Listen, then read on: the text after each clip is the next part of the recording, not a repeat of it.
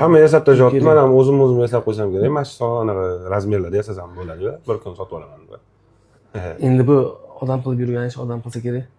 Ha mayli. Nechi probaga buni yasagansizlar? Yozilmagan lekin. Menimcha 700 deya probasi. 700 proba bo'lmaydi, 750 bo'lsa kerak, 740 mi hacha.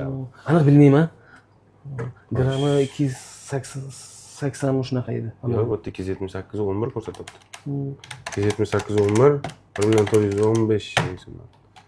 650 so'm olib tashlasak ham 393 million 525 ming so'm chiqyapti aka. Xo'p, Bo'ladimi? bo'ladi. Lekin ancha ko'rar ekan. O'zinglar yasaganmisizlar, tinib chiqibdi lekin. O'zimiz yasaganmiz, qo'l bo'ladi. Qo'l mehnati. Ha, buni bitta tekshirib oling aka, Bemalol. Ha. 750 proba chiqdi aka, mana o'zingizdan ko'rsangiz bo'ladi.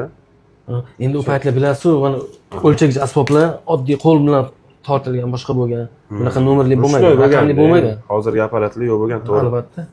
Xo'p aka, qarang, siz birinchi ani qo'shib bering demagan mijozlardan biri bo'lasiz. O'zim bilib 394 million qilib beraman. Maqsad sotib olish emas, maqsad rozi qilish ham.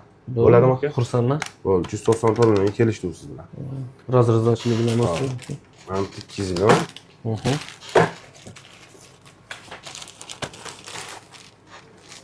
1 2 3 4 5 300 million. 1 2 3 4 5 350.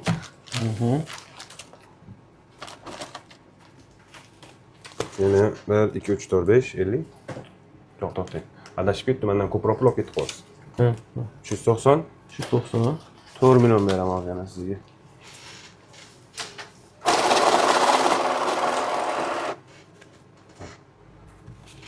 Hamma sanargan aka. Oxirgi 4 millionga yetdi. Baraka toping sizlar. Rozi bo'ling, pul Sizlar baraka toping. toping.